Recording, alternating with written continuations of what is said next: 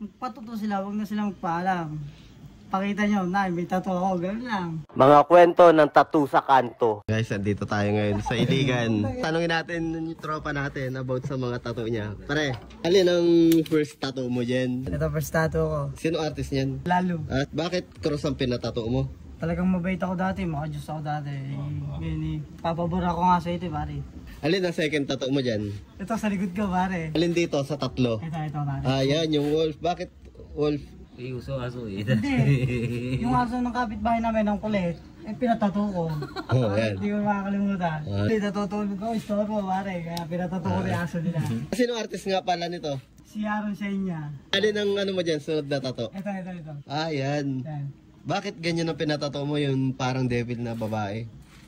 Kasi ganyan, dati siya devil, pero ngayon mabait na. Letter R, bakit may letter R yan sa pisngi? Pangalan ko yan, pare. Ara. Ano?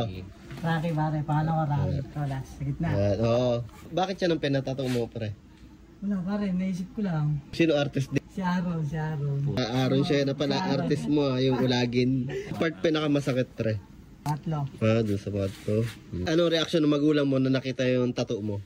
Aba, huwag na daw dadagdag. Bubura yun sa suntok, pare. Saka na tayo magpadagdag na to. Nagpaalam ka muna bago ka magpatato.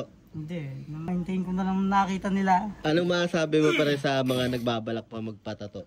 Magpatuto sila, wag na sila magpaalam. Pakita nyo, na, may tattoo ako, gano'n lang. Oo, bakit na yun? Isang galit lang yan. Huwag ka matakot. May bala ka pa pre magpatato?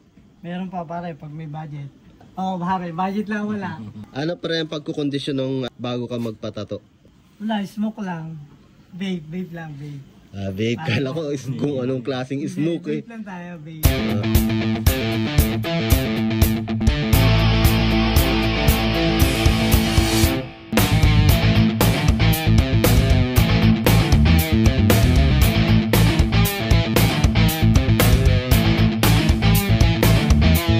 Please follow Kanto Tinta.